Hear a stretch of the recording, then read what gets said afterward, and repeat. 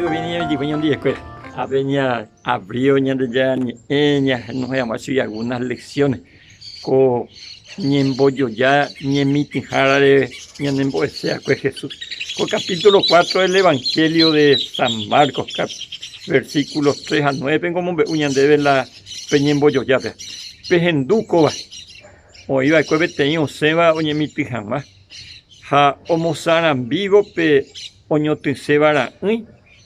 O hijo ave que tape o yeguatajarupi. Ha o uiracuera, ha ho upa. Oña vejo ava itatupe, ugui pocaham. Umiva boije ñoi y peneribi pegue. Para que yo peo catu o japupa, ha dajapope pucuibi y pirupa. Oña veijo ava atindupe, ha umiva ñanao cacuao o yajoipa ha oyuca. Oña vei ho ava uipunahame, ha upepe hi ajeta. Hoy hiaba 30, hoy hiaba 60, hoy hiaba 100. Upeije y Jesús. Ojendúa que toya pisacapona. Va era de llave y potala ya pisacapona. Coanga es muy sacate y andeo explicate y andem va para la isea hinaco ap. Ha coapengo ñandía yuhu 4 tipos de terreno. Hoy ipe semillas o aba petape o yeguatajaru. Haupea guiracuera o hasacue o jupima beanina jeño y yepe. O hijo aba y tatupe.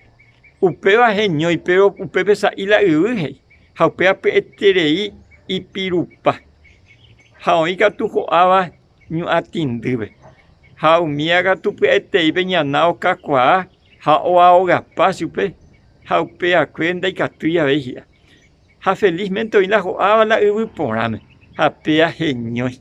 Haoñe pero a 30, otros a 60, hoy a 100 inclusive.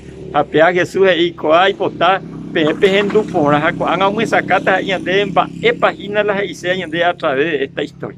Así que pear en ño mugueta mieta con parte por parte. Era para Jesús y purula y embollo ya la parábola. Y que tomamos echamos más de la iñe por ahí.